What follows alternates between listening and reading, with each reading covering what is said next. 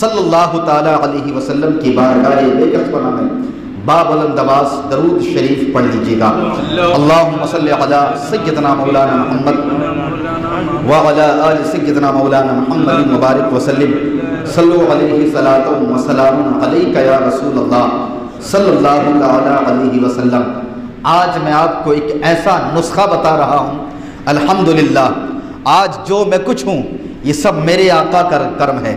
کوئی سلیقہ ہے آرزو کا نہ بندگی میری بندگی ہے، اور یہ سب تمہارا کرم ہے آقا کہ بات اب تک بنی ہوئی ہے۔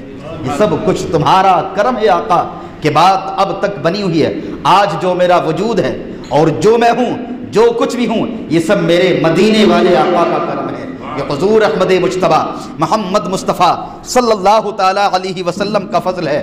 اگر آپ کی نگاہ کرم نہ ہوتی تو میں کچھ بھی نہ رہتا تھا، اگر آپ کی نگاہ نہ ہوتی تھی تو میں ایک تنکے کی طرح مسل دیا گیا ہوتا، مگر یہ نبی کریم رؤوف الرحیم حضور احمد مجتبیٰ محمد مصطفیٰ صلی اللہ تعالی علیہ وسلم کا فضل ہے۔ وہ نسخہ یہ ہے کہ اگر کوئی انسان اگر کسی مصیبت میں اگر گر جائے، اگر کوئی انسان اگر کسی پریشانی کے عالم میں اگر گر جائے، اگر کوئی انسان غربت میں اپنی زندگی گزار رہا ہو اور وہ یہ چاہتا ہو کہ اللہ تعالیٰ اس کو اپنے خزانوں میں سے جو ہے مال و دولت عطا کرے، تو اس کو چاہیے کہ وہ نبی کریم رؤوف الرحیم صلی اللہ تعالی علیہ وسلم کی بارگاہ بے کسوانہ میں کثرت کے ساتھ درود شریف پڑھنا شروع کر دے۔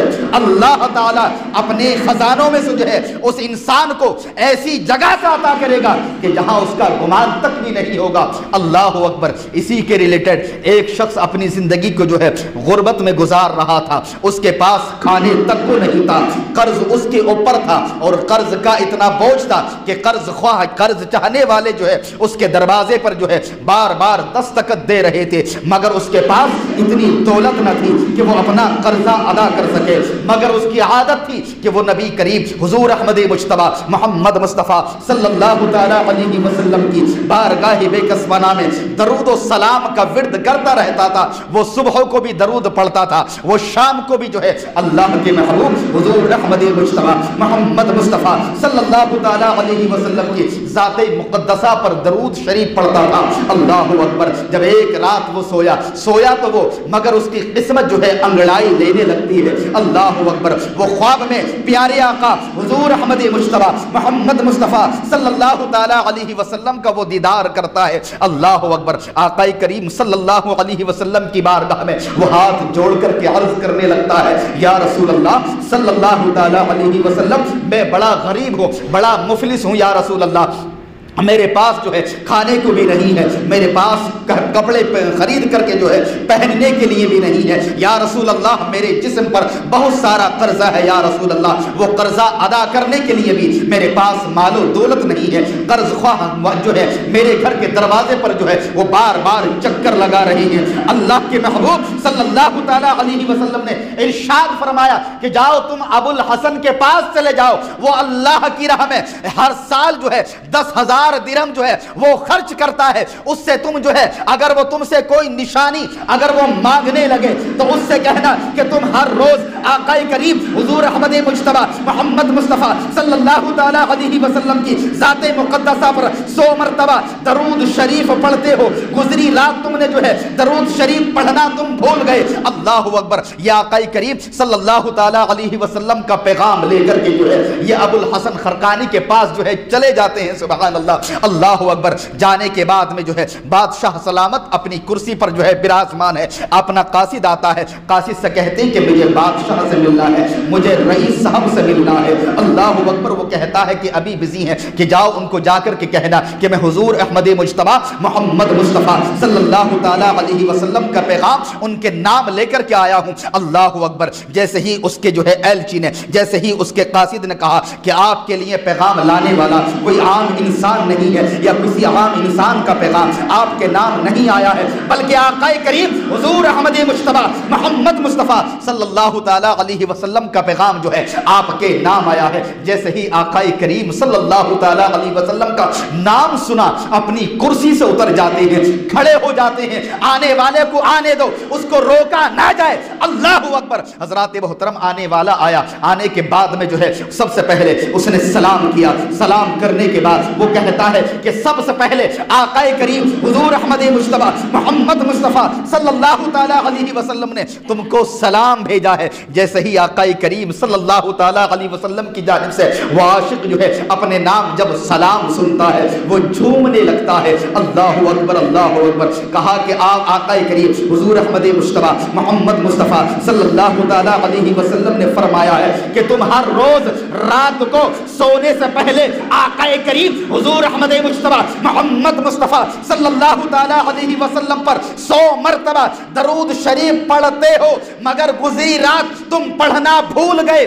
اللہ اکبر۔ وہ گشت کھا کر کے زمین پر آ جاتے ہیں، وہ قسم کھا کر کے کہتے ہیں قسم پاک پروردگار عالم کی، یہ راز میرے سوا، میرے رب کے سوا کوئی دوسرا نہیں جانتا تھا کہ میں آقا کریم صلی اللہ تعالی علیہ وسلم پر ہر روز جو ہے 100 مرتبہ درود شریف پڑھتا ہوں۔ اللہ اکبر۔ کہا کہ بھائی بتائیے آپ کا آنا کیسا ہوا؟ اس نے کہا کہ مجھے 500 درہم کی ضرورت ہے، اور آقا کریم حضور احمد مجتبیٰ محمد مصطفیٰ صلی اللہ تعالی علیہ وسلم نے مجھے آپ کے پاس بھیجا ہے۔ اس نے جو ہے اپنے خادم کو حکم دیا کہ 500 نہیں بلکہ 2500 درہم جو ہے لے کر کے آؤ۔ اللہ اکبر۔ 500 درہم اس کے ہاتھ میں تھما کر کے کہا یہ 500 درہم میرے آقا کریم صلی اللہ تعالی علیہ وسلم کی حکم کی تعمیل کے مطابق میں آپ کو دے رہا ہوں، اور 1000 درہم جو ہے میں اس لیے دے رہا ہوں کہ تم جو ہے آقا کریم صلی اللہ تعالی علیہ وسلم کا پیغام میرے نام لے کر کے آئے۔ اس خوشی میں تم کو 1000 درہم دے رہا ہوں، اور 1000 درہم جو ہے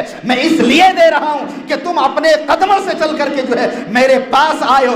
اگر اس کے علاوہ زندگی میں اگر تمہیں کبھی بھی اگر ضرورت پڑ جائے تو میرے در پر آ جانا، تمہیں سب کچھ عطا کر دیا جائے گا۔ اللہ اکبر۔ یہ نبی کریم رؤوف الرحیم حضور احمد مجتبیٰ محمد مصطفیٰ صلی اللہ تعالی علیہ وسلم کے پر درود شریف پڑھنے کی برکتیں اگر کوئی غریب انسان، اگر کوئی لاچار انسان، اگر کوئی مفلس انسان آقا کریم حضور احمد مجتبیٰ محمد مصطفیٰ صلی اللہ تعالی علیہ وسلم کی ذات مقدسہ پر اگر درود شریف پڑھتا ہے تو اللہ تعالیٰ اس کو ایسی جگہ سے نوازتا ہے کہ جہاں اس کا گمان تک بھی نہیں ہوتا ہے۔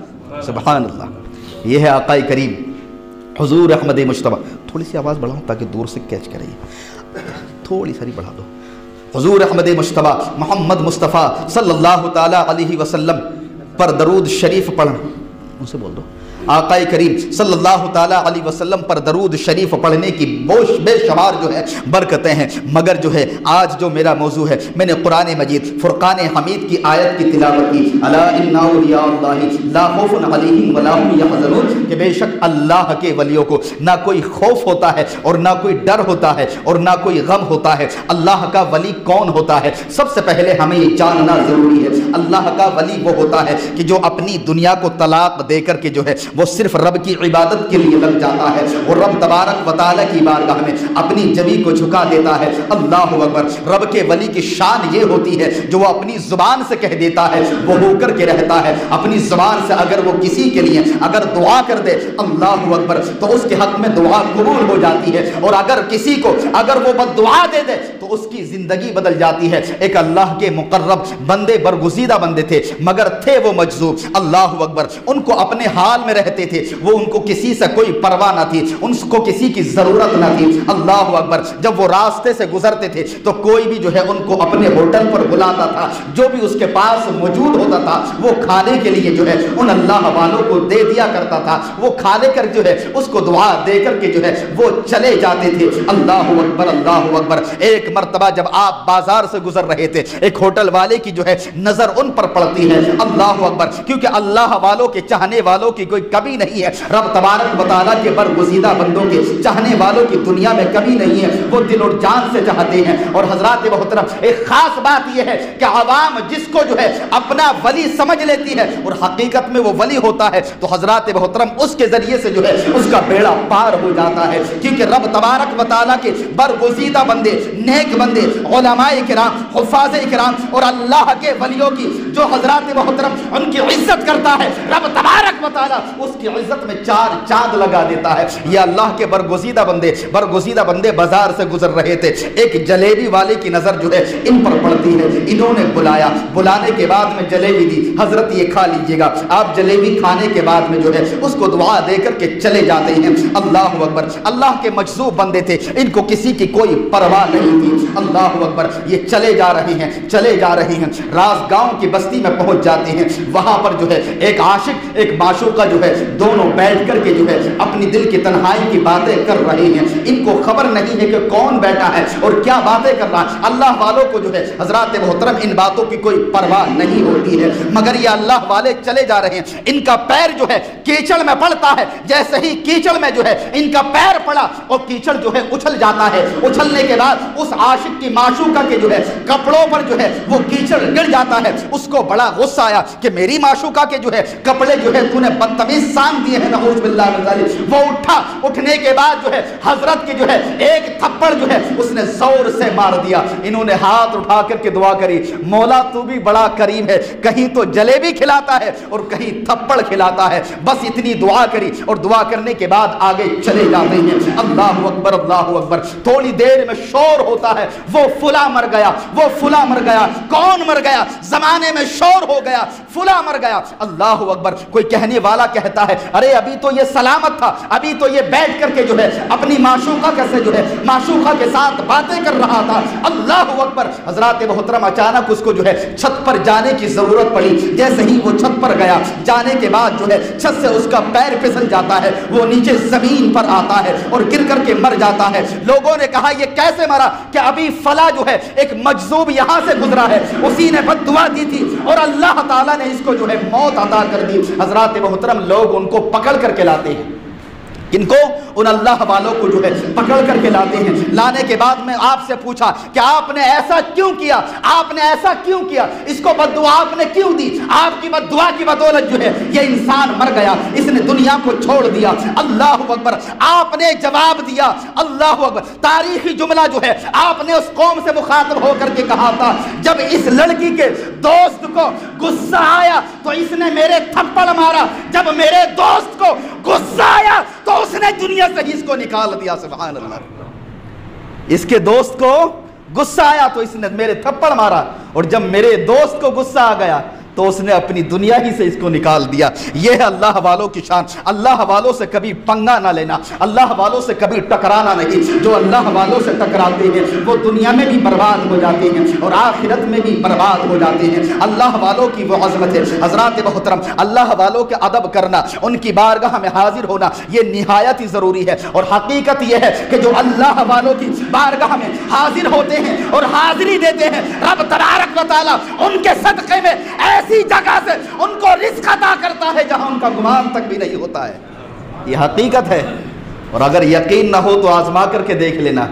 خواجہ غریب نواز رحمۃ اللہ علیہ، کروڑوں لوگ پوری دنیا سے ان کی بارگاہ میں حاضر ہوتے ہیں۔ مختصر سا واقعہ بتاتا چلوں، جب سیدنا خواجہ غریب نواز رحمۃ اللہ علیہ جب ہندوستان تشریف لائے تھے تو حضرات محترم پرتھوی راج کے علاقے یعنی کہ اجمیر محلہ کے علاقے میں آپ تشریف لائے تھے۔ وہاں پر پرتھوی راج تھا، وہ بڑا ظالم تھا اور اس کے پاس جادوگر بھی تھا۔ بہرحال واقعے بڑے لمبے ہیں، مگر میں واقعہ لمبا آپ کو سنانا نہ چاہتا ہوں کیونکہ ٹائم کم ہے۔ مختصر سا واقعہ جو ہے میں بتا کر کے گزر جانا چاہتا ہوں۔ اللہ اکبر۔ حضرات محترم، جب آپ قریب تشریف لائے تو آپ ایک مندر کے باہر جو ہے آپ بیٹھ جاتے ہیں۔ کون؟ سیدنا خواجہ غریب نواز رحمۃ اللہ علیہ ایک مندر کے باہر بیٹھ جاتے ہیں۔ وہاں لوگ آتے جاتے رہتے ہیں، مندر میں پوجا کر کے آتے ہیں۔ ایک بڑھیا بھی جو ہے مندر میں پوجا کر کے پرساد چڑھا کر کے جو ہے آنے کے بعد میں جو ہے وہ سب کو پرساد بانٹ رہی ہے۔ جب وہ سیدنا خواجہ غریب نواز رحمۃ اللہ علیہ کے پاس پہنچی، کہا کہ بابا لے تو بھی لے لے۔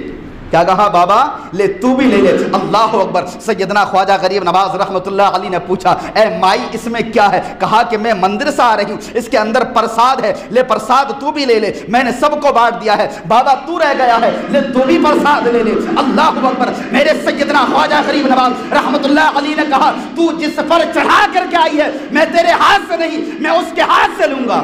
اللہ اکبر. کہا اس کے ہاتھ سے لوں گا جس پر تو پرساد چڑھا کر کے آ رہی ہے. کہا کہ بابا وہ تو پتھر کا ہے, وہ چل تھوڑی نہیں سکتا ہے, وہ بات تھوڑی نہیں کر سکتا ہے. اللہ اکبر.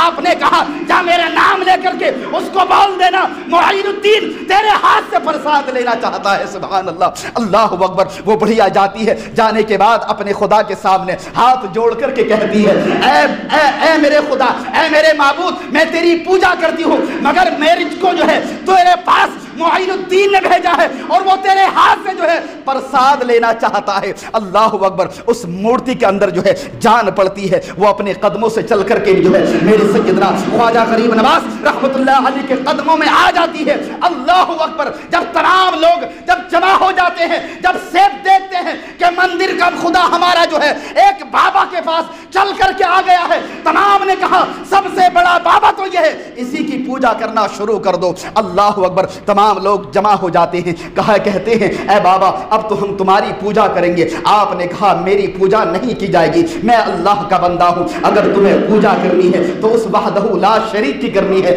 جس کے قبضے اختیار میں میری جان ہے, جس کے سب قبضے میں جو ہے میری جان ہے. اللہ اکبر. پھر آپ نے کہا اگر تم جو ہے اگر سیدھی راہ پر آنا چاہتے ہو تو میں تم کو ایک منتر دیتا ہوں, یہ منتر پڑھ لو, اللہ تمہاری ہر پریشانیوں کو دور کر دے گا. اللہ اکبر. اس تمام نے کہا اے حضور آپ وہ منتر کیا ہے؟ اے بابا وہ منتر ہمیں بھی بتا دو. تمام نے کہا کہ سب ایک ساتھ پڑھو لا الہ الا اللہ محمد الرسول اللہ. تمام کو جو ہے کلمہ پڑھا کر کے جو ہے دائرہ اسلام کے اندر داخل کر لیتے ہیں. سبحان اللہ. یہ ہے میرے خواجہ کی شان, کیا اندازہ لگا سکتے ہیں.